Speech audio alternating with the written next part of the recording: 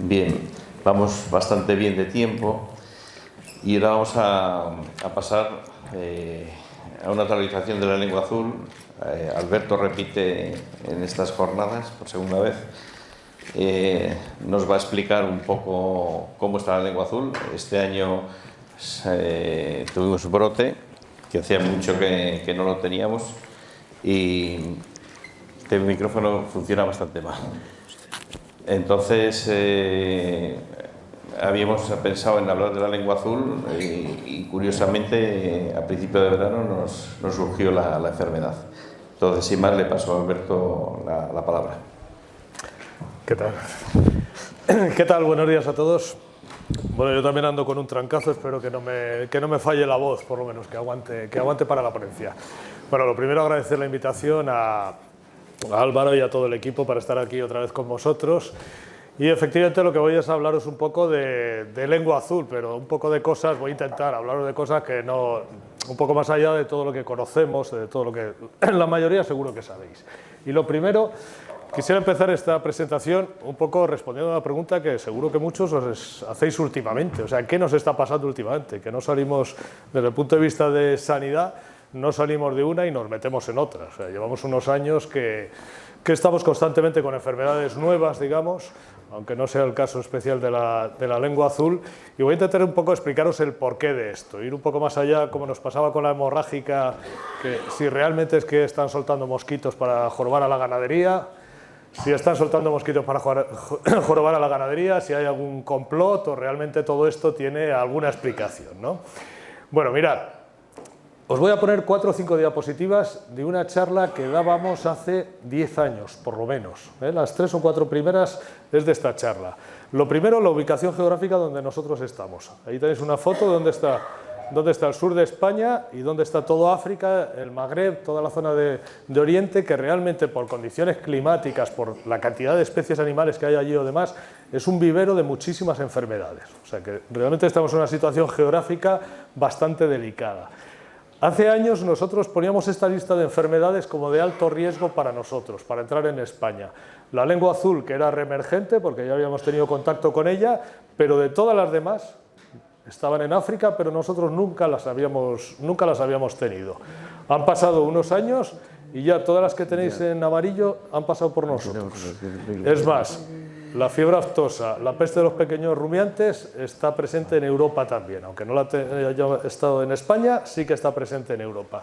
Quiere decir que en poco tiempo esta especie de riesgo que nosotros decíamos pues se está cumpliendo absolutamente y más rápido incluso de lo que pensábamos. Alberto. ¿Por qué? ¿Cuáles son las causas de esto? Pues mirad, siempre se ha dicho que existe una interrelación. Un poco más alto. Más alto todavía. Vale, a ver si se oye mejor ahora. Siempre hemos dicho que existe una interrelación, lógicamente, pues entre el hombre, los animales salvajes, los animales domésticos. Bueno, pues todo, hay una especie de equilibrio, ha existido siempre una especie de equilibrio, una relación, y esa relación lleva tiempo que está cambiando, y está cambiando sobre todo por nuestra actividad. Ejemplos, pues no sé, aquí mismo en Cantabria, en cualquier sitio, habéis visto que, por ejemplo, la presión turística hace que haya muchos cambios. Se está construyendo muchísimo en otras zonas, otras se están despoblando absolutamente. Hemos acabado con muchas especies animales, o quedan muy pocos bichos de algunas especies, otras nos están comiendo, tipo los jabalíes o demás. O sea, realmente en los últimos años está cambiando muchísimo toda nuestra relación con el medio. La producción de vacas está cambiando, la producción en general está cambiando, o sea, hay cambios importantes. La mayoría debidos, como os digo, a la actividad humana. Pero además hay 2 cosas esenciales para las enfermedades. Una de ellas son los cambios en el ambiente. Y ya no es solo cambio climático, además. Mirad, por ejemplo, de la enfermedad que os voy a hablar hoy, de lengua azul, hay 2 cosas que son fundamentales. Primero, que los veranos sean mucho más calurosos y más largos. Y sobre todo, que ya no hiele como antes. Ahora las heladas no tienen nada que ver con lo que existía antes. Hace posible que esta enfermedad se venga arriba, tengamos mucha más y se perpetúe mucho más en el tiempo. Y el otro fenómeno que nos está cambiando todo es la cantidad de movimientos comerciales que existe, la famosa globalización. Os pongo un ejemplo, eso es una foto de un momento dado, de un segundo, una foto de los barcos que hay circulando, los barcos mercantes que hay circulando ahora mismo a nivel mundial. Veis que España está, a ver si tengo el pinchito por aquí, yo creo que es este, sí. Veis que eso es España, Bueno, pues como veis, lo que se mueve en todo el mundo de unas zonas a otras es increíble. Si pusiéramos una foto de aviones sería 3/4 de lo mismo. Es decir, que ahora mismo de Australia a España, de Sudamérica a España, viceversa o demás, el flujo es constante de personas, de mercancías y también de animales. Y eso incrementa muchísimo el riesgo de viaje de las enfermedades. Nosotros en las personas lo vimos perfectamente con el COVID. Salió en China y poco tiempo después estaba ya por todo el mundo, ¿no? Vale, pues entonces el medio ambiente y la cantidad de movimientos que se producen hace que las enfermedades viajen con una facilidad y con una rapidez asombrosa. Se produce esa paradoja además, que todo el comercio hace que las enfermedades se diseminen y además una vez que las enfermedades están en una zona dificultan mucho el comercio de animales porque tenemos muchas restricciones. En este aspecto, para ir acabando, primero tenemos un problema de tipo sanitario. Cualquier enfermedad de estas que estamos viendo nos produce un palo sanitario importante, que lo vemos en las producciones, bajan las producciones, incluso en la mortalidad y demás. Pero asociado a ese tema sanitario hay muchos costes económicos. Tenemos los costes en las pérdidas, en los controles, en tratamientos, en inmovilizaciones. Todo esto se traduce en que estas enfermedades pasan de ser un problema sanitario, generalmente derivan en un problema económico principalmente, con unos costes, y os pongo algunos ejemplos para que veáis de qué estamos hablando. El foco de lengua azul, el que hubo en Alemania en el año 2006, o sea, uno de los primeros que hubo. Esto os pongo de enfermedades antiguas porque son las que realmente se han visto los costes que tenían. Esto lleva bastante trabajo, pero solo el brote ese de lengua azul en costes directos supuso 180 millones de euros. En costes directos, aquí no entran los costes comerciales que pudiera haber asociados y demás. El coste de la dermatosis nodular en el foco que hubo en los Balcanes en el año 2017 costó de forma directa 21 millones de euros y en los Balcanes hay poquitas vacas, o sea que estamos hablando de unas cifras importantes. Y ya si nos vamos a los dos grandes brotes que hubo, que os acordaréis, el de fiebre aftosa en Inglaterra en el año 2001, costó 5.000 millones de euros. Es que daros cuenta el dineral que supone. Se mataron 9 millones de animales en ese foco de fiebre aftosa. Y por supuesto, los que recordéis lo de las encefalopatías, lo de las vacas locas, a nivel europeo tuvo un coste de 17.000 millones de euros. O sea, las enfermedades al final llegan a costar tal dineral, este tipo de enfermedades, que son realmente poco más o menos que inasumibles. Por eso a veces se habla que este tipo de enfermedades se pueden usar también como armas de bioterrorismo, porque realmente el impacto económico que producen puede ser bestial. Bueno, esto siempre se menciona, pero no hay que llegar a... Sabéis que el brote de fiebre aftosa en Hungría, pues Orbán lo primero que dijo es que era bioterrorismo y que se lo habían echado allí y demás. Pues no fue la realidad ese brote, pero que veáis que pueden llegar a tener un impacto económico realmente muy, muy importante. También olvidamos un poco, nos centramos mucho en nuestra situación, y esto os lo pongo solo como ejemplo. Ahora mismo los griegos están machacados, pero absolutamente machacados por la viruela ovina y caprina. Nosotros tuvimos unos focos pequeños hace unos años en la zona de Andalucía y en Cuenca principalmente, y conseguimos erradicarla, cortarla rápido. Los griegos ahora mismo están con muchos focos, les está costando muchísimo erradicar la enfermedad y les está trillando. En Grecia, que el sector de pequeños rumiantes es importante, les está metiendo un varapalo importantísimo.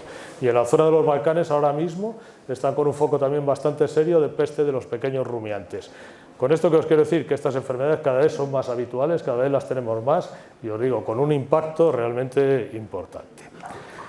Bueno, si nos vamos a la lengua azul, explicaros nada muy brevemente que es una enfermedad, para nosotros no es que sea nueva, es una enfermedad a la que llamamos reemergente porque la habíamos tenido varias veces en Europa, ha habido varios focos, los más recientes os los pongo ahí desde el año 98, y resaltar que es una enfermedad vieja conocida, digamos, pero que, como veis, ha ido normalmente entrando, saliendo, o sea, entraban nuevos serotipos, se conseguían erradicar, entraba otro serotipo, renacía alguno de los que ya habíamos tenido, y quizás de todas estas fechas lo más importante es resaltar que en el 2006, por ejemplo, entró el serotipo 8 en Holanda, y esto fue como cambiar un poco todo. O sea, normalmente la lengua azul, que estaba principalmente en las zonas africanas y de Oriente Medio, o sea, en la parte del Mediterráneo, de la primera foto que hemos visto, tradicionalmente entraba al sur de Europa, entraba a España, lógicamente, a Italia, Chipre, Grecia, o sea, por esas zonas entraba y luego se iba hacia arriba de Europa.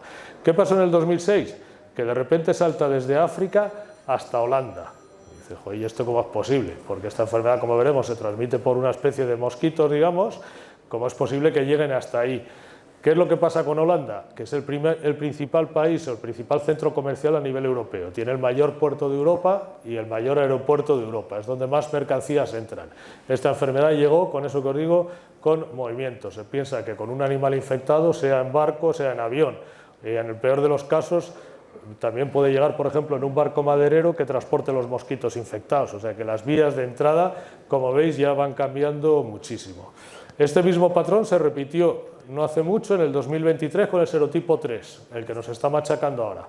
Llegó primero a Holanda y de Holanda se ha diseminado al resto de Europa. O sea, ya no es lo típico que llegan al sur de Europa y se va hacia arriba, sino que ahora están las dos vías. Esa sigue existiendo y también desde el norte nos vienen hacia abajo.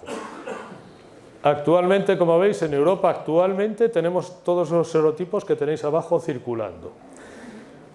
En España, pues en España la enfermedad, aquí si os pongo un poco anterior, hubo unos focos en los años 50, hubo focos con un serotipo de los que probablemente antes hubiera más, pero no tenemos mucha documentación de ello. Pero en los años 50, en mi zona hay gente muy mayor que se acuerda de la lengua azul de esa época porque hizo un descalabro bastante gordo. Como veis ahí, tuvo mortalidades de hasta el 3,5% y una afectación, una morbilidad que decimos nosotros muy alta. Bueno, ese foco se erradicó a base de vacunación y digamos que más recientemente, como veis, también hemos tenido constantemente focos más o menos pequeños que se han ido erradicando. Pero esto hasta el 2007, donde ya hemos ido teniendo nuevos serotipos, que son con los que convivimos actualmente, porque del 2007 hasta acá la hemos tenido constantemente, no hemos conseguido quitárnosla de encima. Y ahora mismo en España tenemos 4 serotipos circulando, el 1, el 3, el 4 y el 8.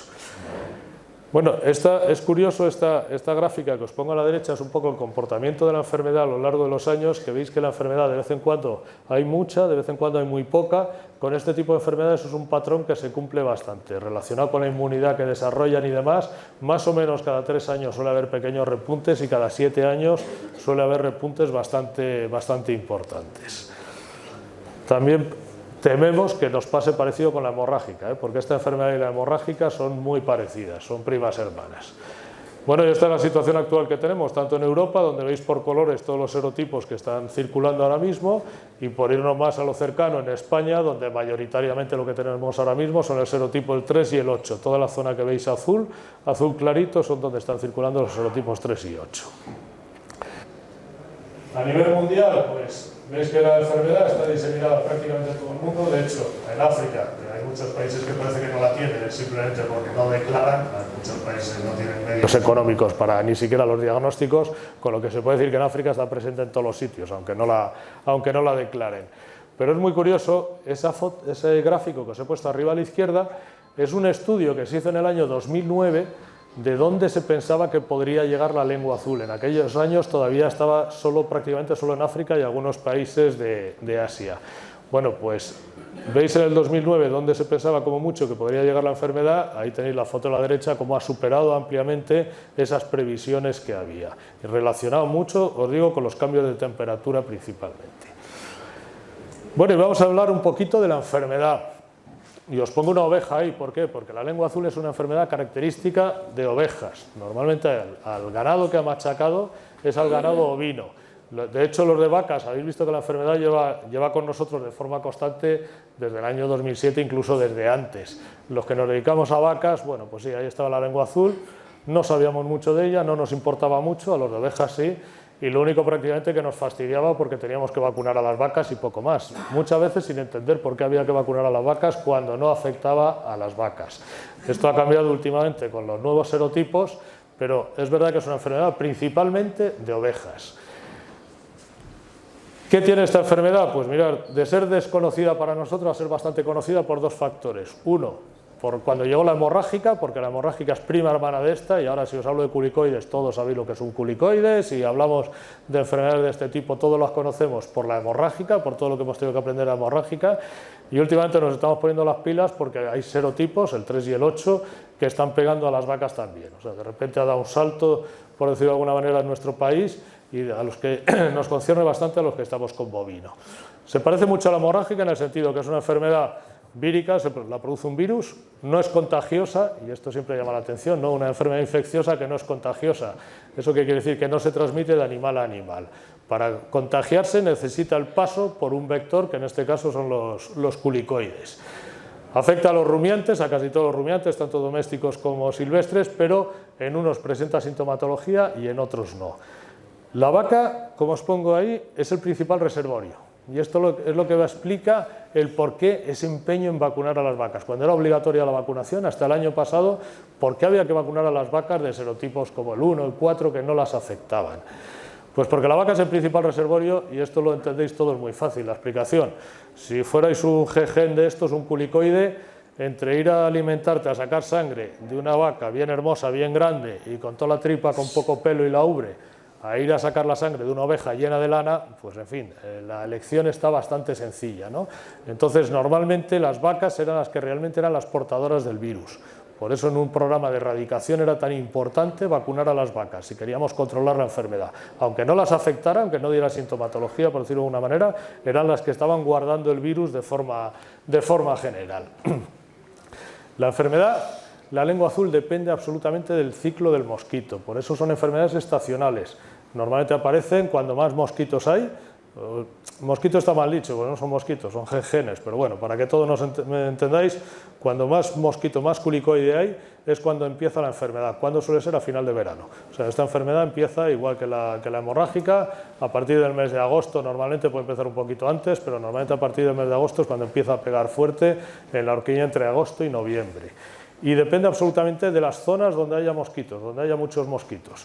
Por eso en los mapas hay zonas en España como es Aragón, hasta el delta del Ebro por ahí, que prácticamente no hay enfermedades de este tipo. ¿Por qué? Porque no existen el tipo de mosquitos transmisores. Por lo demás, es una enfermedad que siempre hay que reseñar en estas enfermedades, y siempre hay que reseñarlo mucho, que no son zoonóticas, no se transmiten al hombre de ninguna manera, ni por picadura de mosquito, ni por tomar leche, ni por comer carne, ni por ponerte pieles.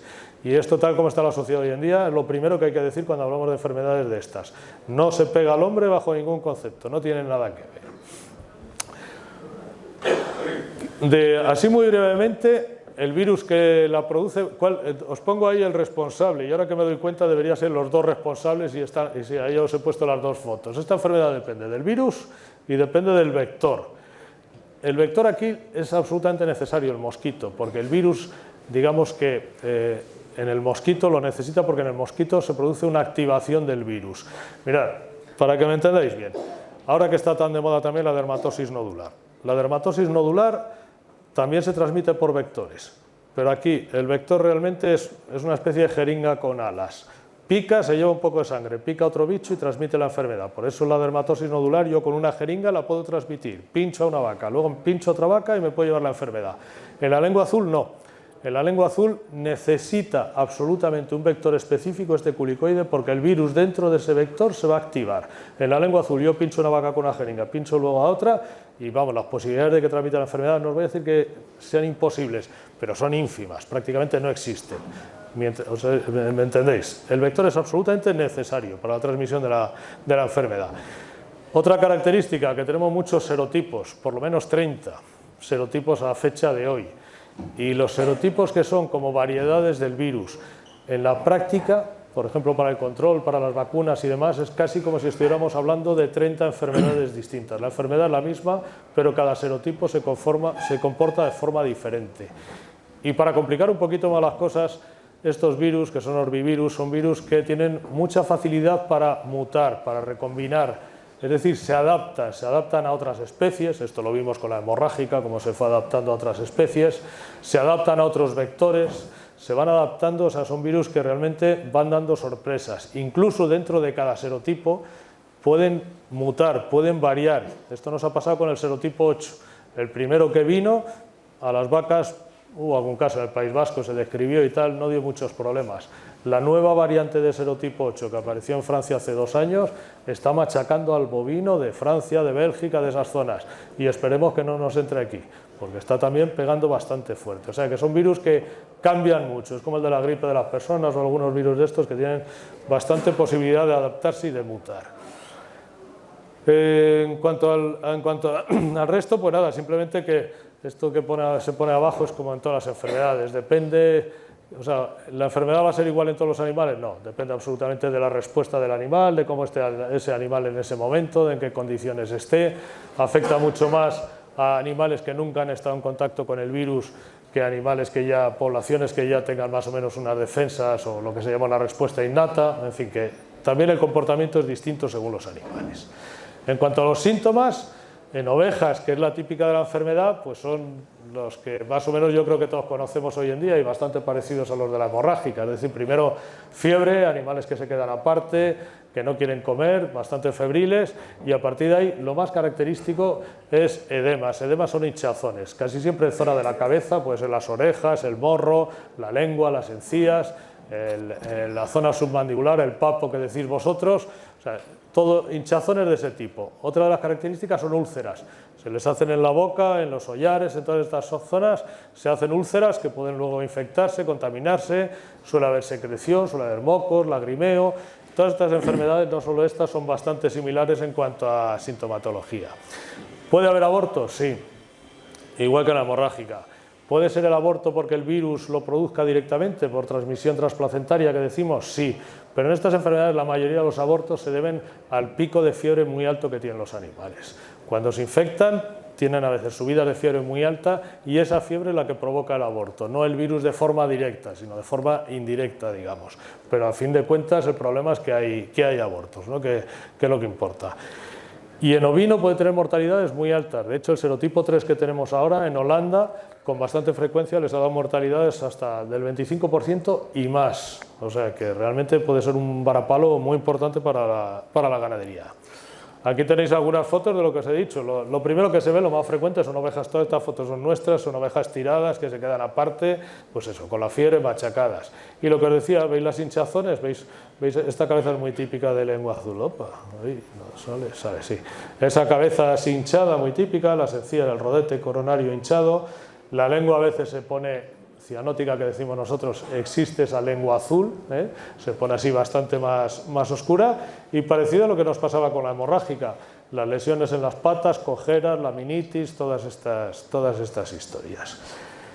En vacas, pues hasta ahora la verdad que con todos los años que llevaba nos había dejado bastante tranquilos, pero ahora la aparición en el 23, a finales del 23 del serotipo 3, y sobre todo, en el 23 no, en el 24, perdón, y sobre todo también la variante 8 del serotipo, perdón, la nueva variante del serotipo 8 que está circulando en Francia, en Holanda y por ahí, están machacando bastante al ganado bovino. ¿Qué es lo que estamos viendo en vacas? Primero, una sintomatología bastante inespecífica, o sea, aquí sí que no estamos viendo que tú ves los animales y dices directamente, oye, eso es lengua azul o es hemorrágica, porque al final se pueden parecer bastante. No. Estamos viendo la parte de fiebre, sí, o sea, animales con bastante fiebre, animales que se quedan más o menos apartados, tristes, baja mucho la producción de leche, eso está claro, pero luego a partir de ahí tenemos cuadros de todos los colores y de todos los tipos, cosas bastante raras. Lo más frecuente sí son cojeras, es bastante habitual, en algunos casos tenemos hinchazón, pero raramente, por ejemplo, en la lengua, muy pocos casos se están viendo en España con lenguas afectadas, cuando es una característica de la enfermedad. Estamos teniendo cuadros pulmonares, tanto en ovino como en bovino, por complicaciones de la enfermedad y suelen ser los más graves. Estamos teniendo bastantes cuadros nerviosos, que teóricamente son raros en lengua azul, pues en bovino nos están apareciendo bastantes cuadros nerviosos. Y en fin, y cuadros reproductivos. Estos aquí en España no los tenemos muy cuantificados, pero Holanda y Francia sí que los han cuantificado ya, los tienen bastante estudiados y más o menos llegan a tener un 5% de abortos en las explotaciones afectadas con el serotipo 3 de lengua azul. O sea que realmente es una enfermedad que está produciendo bastante daño. Mortalidad no está siendo muy alta, pero están cascando algunos animales. O sea, sí que se está llevando por delante vacas y lo que estamos viendo ahora, parecido a la hemorrágica, que nos está dejando secuelas, sobre todo de animales cojos, es lo más habitual, animales que están, incluso nosotros tenemos animales ya que están mudando las pezuñas, o sea que van para largo, parecido a lo de la hemorrágica, digamos que por suerte con una incidencia mucho menor, está habiendo mucho menos animales afectados, pero cuadros, digamos, en cierto sentido similares. Y una cosa curiosa que nos encontramos, empezamos viéndolo en Extremadura y luego a nosotros nos ha pasado de lleno también y demás, que nos está como acelerando o haciendo que otras enfermedades afloren de forma mucho más bestia. Digamos que lo que está haciendo la lengua azul es actuar de inmunosupresor, de bajar las defensas, y en zonas, en mi caso por ejemplo en nuestra zona que somos endémicos de besnoitiosis, de besnoitia, pues la besnoitia allí casi da muy poco la cara, hace años dio mucho la cara, pero ahora la tenemos por ahí que subclínica, danzando, de vez en cuando algún animal tenemos que dar. Este año hemos tenido una cantidad de animales con cuadros agudos y sobreagudos de besnoitia bestiales, que decías, ¿qué es lo que está pasando aquí? Bueno, pues que había una coinfección, digamos que la besnoitia estaba por allí más o menos normal, al llegar la lengua azul, bajaba las defensas del animal, la besnoitia se nos venía arriba del todo y nos llegaba a matar animales, o sea que esta enfermedad está atacando por varios lados. En Francia, que es donde más estudios han hecho del serotipo 3 de lengua azul, los estudios sí son preocupantes. Aquí la verdad es que hemos hecho muy poquito estudio de ver hasta qué punto afecta y demás, pero en Francia hablan de cifras realmente preocupantes, como os decía, no solo del 5% es en fertilidad, sino también de afectación en rebaños y de secuelas con bajadas de producción láctea bastante importantes. Perdón, el diagnóstico, bueno, simplemente de esta diapositiva lo pongo, el diagnóstico clínico, como nos pasa a estas enfermedades, te hace sospechar, pero hay que tirar de laboratorio, y conviene tirar de laboratorio, por algo que os voy a explicar luego. Para nosotros es sagrado saber por dónde anda la enfermedad, qué serotipo anda, de qué manera, para tomar decisiones. Entonces, esto en gran parte es responsabilidad de todos, también vuestra, de los ganaderos, es decir, notificar los casos. Primero, no tiene ninguna consecuencia, pero para nosotros saber si en una zona tenemos serotipo 1, el 3 o el 8 y cómo se va comportando, para saber cómo vamos a actuar luego y para ayudar al resto de los ganaderos también, por decirlo de alguna manera, es crítico. Por eso cuando tengáis casos, notificarlo a los veterinarios para que se pueda hacer el diagnóstico y saber por dónde andamos. No tiene mayores consecuencias, digamos. Tratamiento de la enfermedad. Pues estas enfermedades son de origen vírico, no existe tratamiento específico, no tenemos nada que nos vaya a curar el animal de forma directa. Lo que tenemos que hacer, parecido como la hemorrágica, ir apañando los que están bastante afectados, pues echarles una mano para intentar tratamientos sintomáticos, para intentar que vayan pasándolo, sobre todo si hay complicaciones serias como pueden ser neumonías o infecciones sobrevenidas, infecciones secundarias. Por parte del ganadero, pues cuidar a esos animales en el sentido normalmente pues que en pleno verano que no estén al sol, que no se deshidraten, bueno, los cuidados básicos, porque al final la enfermedad quien va a combatirla es el propio organismo, son las propias defensas del animal las que van a tumbar al virus.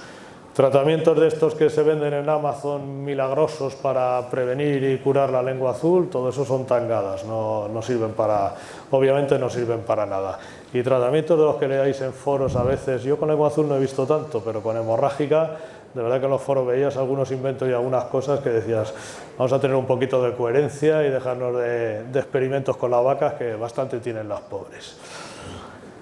Bueno, ¿y qué podemos hacer frente a esta enfermedad? Pues lo típico normalmente son los 3 puntos de arriba, ¿no? Vigilancia, lucha vectorial y control de movimientos. A ver, la vigilancia va un poco con lo que os decía antes de diagnósticos. Es sagrada. Es sagrada porque yo, para tomar decisiones luego, os digo, tengo que saber cómo está evolucionando la enfermedad. ¿Qué se llama vigilancia? Vigilancia la hay activa y pasiva. ¿A qué se trata? Primero, de diagnosticar los casos que existen. Y segundo, tenemos una serie en España y una serie de lo que se llaman granjas centinelas, que son una serie de explotaciones, normalmente cebaderos, en los cuales tenemos animales sin vacunar. En esos cebaderos, una vez cada X tiempo, puede ser cada mes o cada 3 meses, depende de las zonas y de la temporada, se coge sangre de los animales y se ve, como son animales sin vacunar, si siguen libres del virus o no. Eso me permite ver si llega el virus a alguna de las zonas. Y otra de las cosas que se hace es vigilar los mosquitos. Se ponen trampas de mosquitos, para ir cogiendo mosquitos e ir viendo en cada zona si aparecen los mosquitos peligrosos portadores del virus y en qué cantidad. Y eso nos va a permitir con eso saber un poco el riesgo de padecer la enfermedad que tenemos cada año, por decirlo de alguna manera. Otro aspecto sería la lucha contra los mosquitos, digamos, contra los culicoides. Aquí andamos jorobados, lo sabíamos ya de hace mucho y el tiempo lo único que nos ha hecho es dar la razón, como se sabe. Los genes estos, pocos tratamientos son efectivos contra ellos. En animales, de hecho, no hay nada que sea realmente eficaz. En instalaciones sí, en instalaciones todo lo que sean barreras mecánicas o tratamientos insecticidas van a ayudar a reducir la población, que no a quitarlos, pero insisto, en animales, por desgracia, hoy por hoy no tenemos tratamientos que sean eficaces o que nos vayan a servir de mucho. Y el control de movimientos pues es algo que ya hoy está superado. En su día podía tener cierto sentido para intentar que no se diseminara la enfermedad, pero hoy a la altura que estamos hoy en día, que la tenemos por todos los lados y con varios serotipos, pues no tiene mucha razón de ser. ¿Qué nos queda entonces? La vacunación. ¿Qué vacunas tenemos? Opa, pasa así. ¿Qué vacunas tenemos? Pues aquí tenemos vacunas eficaces, sí, son eficaces. Pero tenemos un problema muy serio, es que no tenemos inmunidad cruzada entre serotipos, es decir, no tenemos una vacuna para la lengua azul, que me cubra todos los serotipos que haya presentes o los que puedan venir. Y eso es un problema muy serio, tenemos que vacunar para cada serotipo. Hoy por hoy, os digo, no tenemos vacunas polivalentes o que crucen. Como mucho, tenemos vacunas de 2 serotipos. En concreto, las que existen actualmente son la del 1 y el 4 y la del 1 y el 8.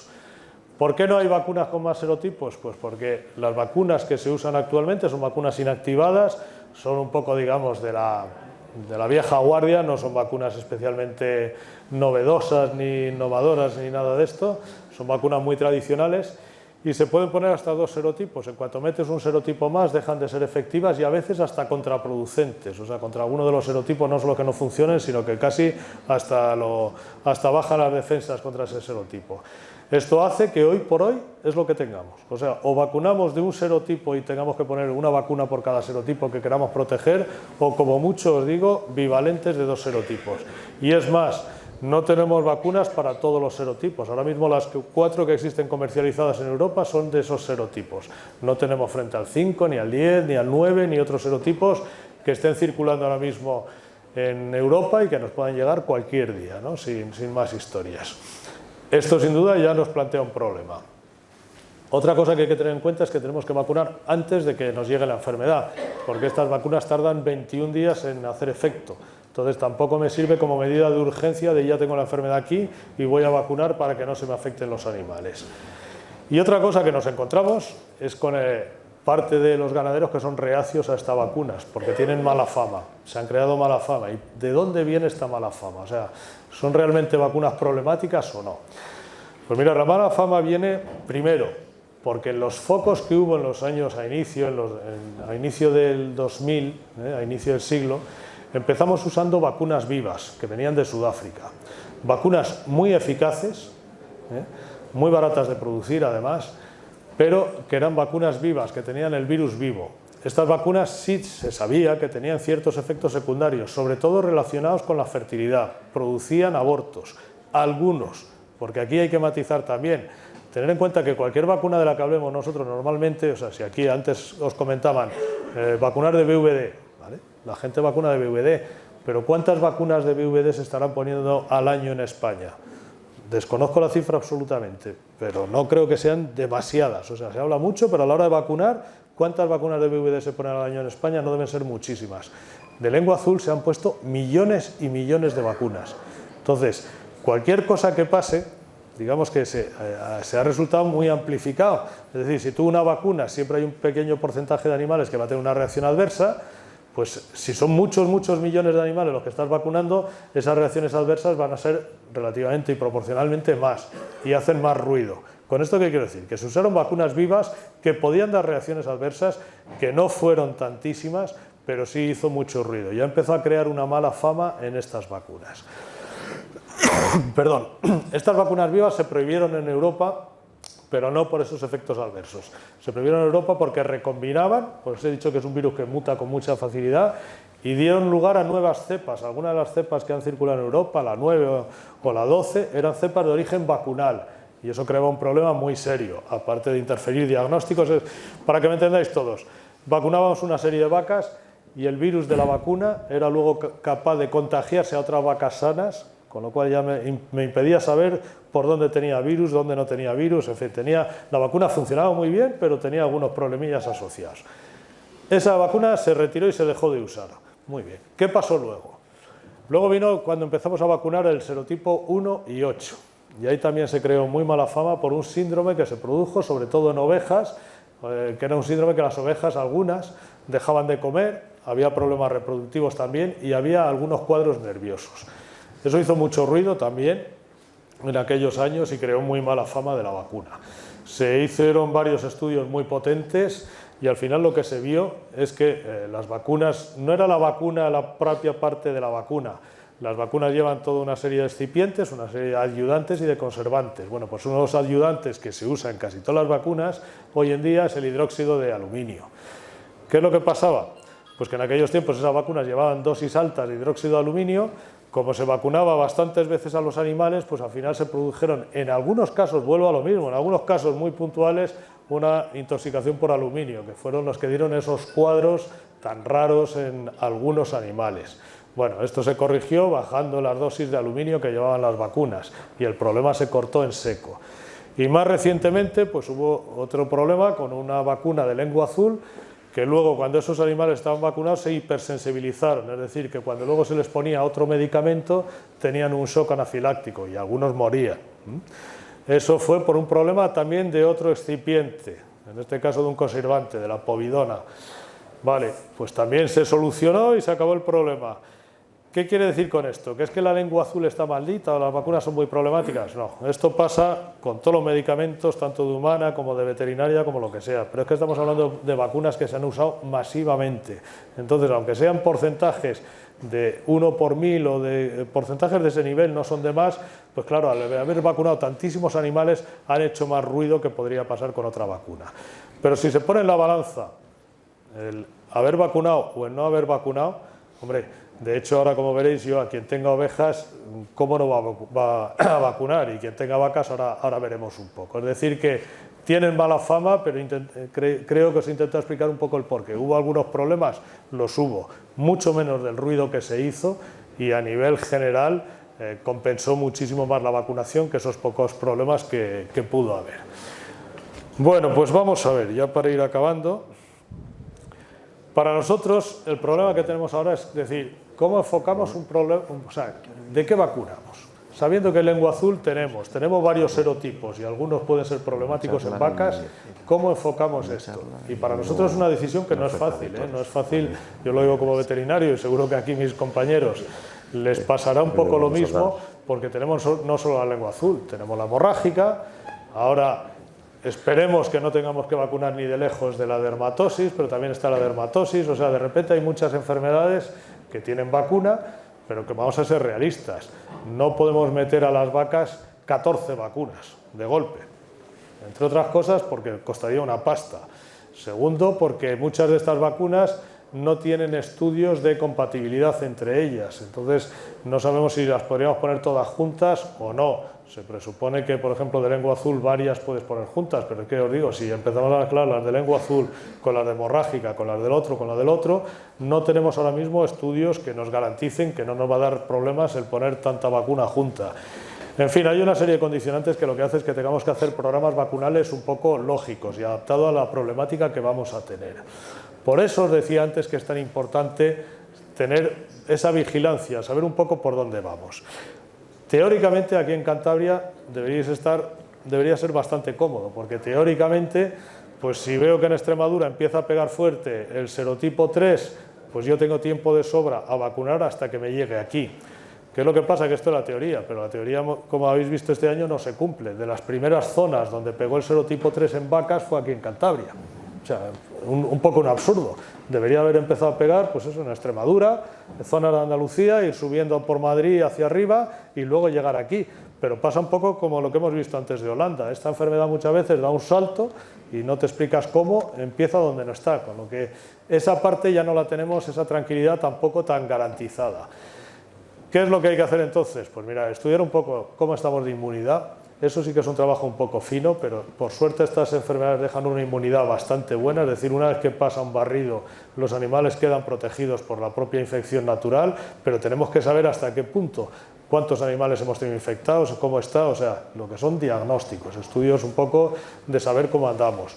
Por otro lado, saber por dónde nos van a venir las enfermedades, qué serotipos tenemos danzando. Hace muy poco en Italia entraba un serotipo nuevo, el 5, del que todavía no tenemos ni puñetera idea de si es problemático o no es problemático o demás. Bueno, pues toda esta información tenemos que trabajar con ella y en base a eso decir, oye, pues mira, convendría este año, esta temporada, vacunar frente a este serotipo o frente a estos 3 serotipos. Eso ya depende un poco de la situación, pero es un poco lo que nos vamos a tener que ir acostumbrando. Y pasaría un poco, os digo, con enfermedades similares como puede ser la hemorrágica. Para esto, de verdad, que hay que tener información. Y por eso insisto tantas veces en que es necesario, si no de todas las ganaderías, pero por lo menos de las zonas, de las comarcas, saber un poco por dónde nos andamos. Si los extremeños no hacen nada, nosotros no tenemos ni idea de por dónde nos puede venir o qué serotipos nos pueden venir, y a la inversa, si nosotros no hacemos nada, pues los de abajo tampoco van a tener información. O sea, esto es un trabajo un poco de todos y en el que nos tenemos que implicar todos. Bueno, el futuro, pues mirad, bastante sencillo. La enfermedad pasa a ser endémica, ya no es una enfermedad que, como decíamos antes, emergente ni reemergente ni nada de eso. La enfermedad ya está aquí, ya ha venido para quedarse y se va a quedar. Tendremos unos serotipos, tendremos otros, tendremos años mejores, años peores, pero está claro que la lengua azul ya nos va a acompañar para los restos. Esto se traduce también desde el punto de vista legislativo, como habéis visto. En España ha pasado de ser objeto de erradicación, de control y erradicación, hemos pasado a declararnos un país sin estatus, es decir, que ya no hay limitaciones en los movimientos, que la vacunación pasa a ser voluntaria, es reconocer de hecho que la enfermedad ya vamos a vivir con ella. Pasamos de querer erradicarla a decir, bueno, pues ya con ella nos vamos a quedar y ya depende de cada ganadero las decisiones que vaya a tomar respecto a esta enfermedad. Se me olvidaba antes decir que, por supuesto, si alguien tenéis ovejas, los de ovejas tienen que vacunar sí o sí, porque en ovejas pega los palos, sigue pegando los palos muy muy fuertes, ¿eh? En vacuno os digo que es más ir meditando, poner en la balanza qué interesa más o menos. A nivel europeo también se va a recategorizar y esto nos influye en la parte legislativa, si queréis. Ahora mismo es de categoría C, o sea que tiene serias restricciones a movimientos y tiene que ser objeto de control. Está pasando, probablemente vaya a pasar como la hemorrágica, a categoría E nada más, es decir, objeto de vigilancia, lo cual va a quitar todas las restricciones, digamos, comerciales que tiene la enfermedad. En cuanto a las vacunas, pues mirad, hay muchísimas en investigación.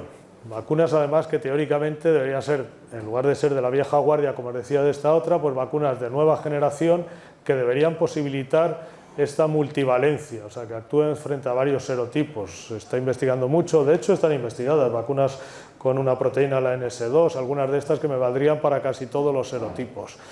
¿Van a ser inmediatas?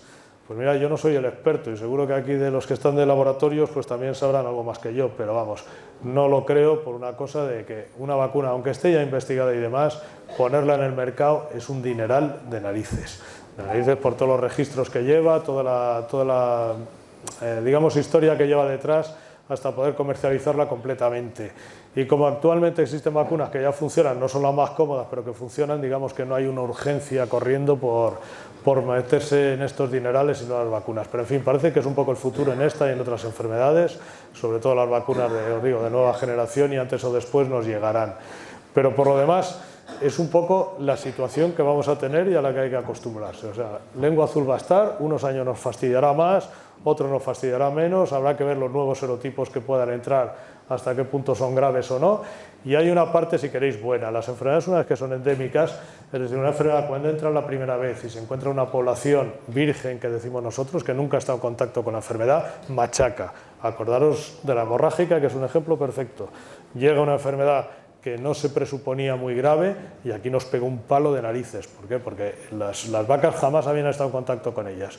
Cuando la enfermedad ya se hace endémica, ya está presente en un territorio y tal, empieza a aparecer lo que se llama una inmunidad natural. Es decir, los animales se empiezan a acostumbrar a la enfermedad, empiezan a tener defensas y la gravedad de la enfermedad empieza a bajar. No quiere decir que desaparezca ni que deje de dar problemas, pero no son para nada los problemas del primer barrido de cualquier enfermedad de estas. Bueno, pues también es la parte buena, que con la lengua azul probablemente se quedará aquí, será endémica, pero será una más de esas enfermedades que vamos a tener endémicas, que va a estar tocando las narices, pero a bajo nivel, pero tocando las narices, ¿eh?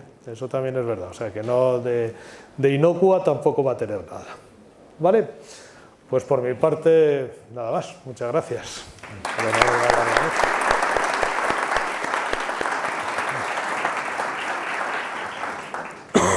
Alberto. Dime. Por aquí. Una pregunta. Dentro de la sintomatología que habías puesto, decías que hay bajada de producción de leche. Tenemos una granja que tuvo este verano un proceso con la lengua azul, serotipo 3 y 8, tuvo los dos.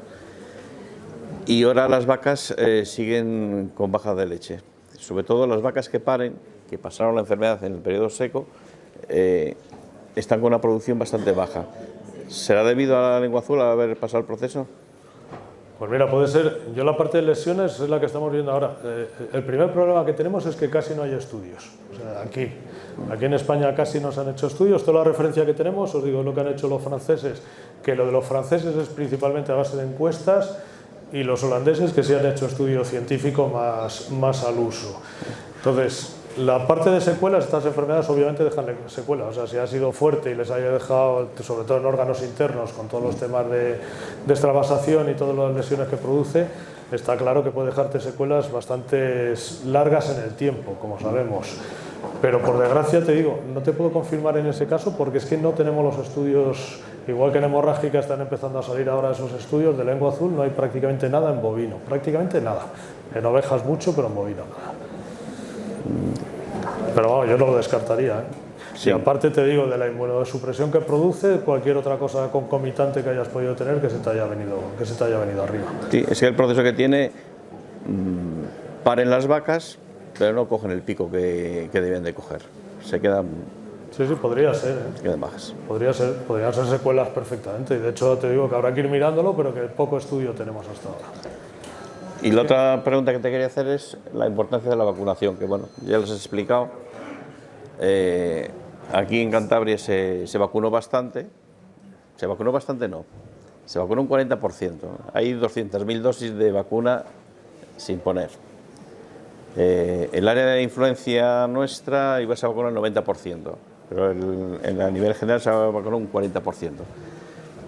Y nosotros sí que hemos visto que las granjas que no vacunaron han tenido el proceso grave. Otras han tenido un poco leve, han tenido un poco de síntomas, pero donde no han vacunado han tenido proceso grave. No, eso mismo lo hemos visto nosotros y en ovino está más que descrito. A ver, ¿se oye o no? No, es que no sé. Regular. Vamos a ver, en ovino está más que descrito en el... ¿Nos puedes explicar qué es lo que ha preguntado? Sí, bueno, me decía que aquí en Cantabria que se nota diferencia entre las explotaciones que han vacunado de las que no han vacunado en cuanto al cuadro clínico de lengua azul. Mirar, la vacuna, sobre todo con la de serotipo 3, ha habido muchas protestas a nivel nacional, luego parte de farmacovigilancia ninguno, pero ha habido muchas protestas diciendo que la vacuna, la efectividad era pequeña, que rebaños vacunados había tenido muchos problemas y demás. Cuando te pones a estudiar un poco y a mirar, se ha visto que la vacuna confiere protección, y bastante. Estoy refiriéndome sobre todo a la que más la serotipo 3, me imagino, ¿no?, que estamos hablando. Con serotipo 3 la inmunidad era bastante buena, pero es verdad que con todos los datos esta inmunidad no es tan buena como la que podían dar vacunas las que estábamos usando hasta ahora del 1 y el 4. Es más, las vacunas de serotipo 3 y 8 han demostrado ser un poco menos eficaces y sobre todo todas estas vacunas que no tenemos estudio de cuánto tiempo dura su inmunidad, se presupone que un año mínimo, pero no hay un estudio real de cuánto dura la inmunidad. En el serotipo 3 en concreto se ha visto que no llega al año, o sea que las revacunaciones deberían ser antes del año para que confieran una protección total. Lo que sí que está claro, y esto se ve mucho más en ovejas, que es más fácil de ver que en vacas, es que la diferencia entre rebaños vacunados y rebaños sin vacunar es abismal. El rebaño sin vacunar ha entrado el serotipo 3 y ha pegado un palo aquí en España con mortalidades del 10% en muchos de los rebaños, aparte de todo lo que queda tocado, mientras que los rebaños vacunados han podido tener lengua azul, sí, ha habido casos, pero con mortalidades muy bajas y con la enfermedad mucho más leve. Esto nos pasa con muchísimas vacunas, o sea, la vacuna no es una garantía de que no vayas a tener la enfermedad, pero en muchas enfermedades no tiene nada que ver si los animales están vacunados o sin vacunar. Es decir, que vas a pasar la enfermedad de una forma mucho más suave, mucho más llevadera que si te pilla un rebaño sin vacunar. Sí, eso que os ha pasado es bastante general, sí. Y en Extremadura muchísimo, se ha visto perfectamente. ¿Pregunta alguien más? No se atreven. Sí, seguro, pues nada. Muchas gracias. Gracias. He dejado eso ahí, sí. Gracias, Alberto, por tu sabiduría que siempre nos transmites y espero que nos haya podido aclarar un poco.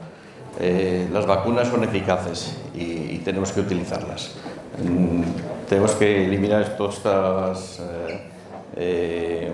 comentarios de barra de bar que lo que hacen es un poco decir que si las vacas abortan, que si se ponen enfermas y tal. Nosotros hemos vacunado igual 8.000 animales y no hemos tenido ninguna incidencia. Vacas abortan, pero abortan también sin vacunar, o sea que no tenemos que echarle la culpa a ello.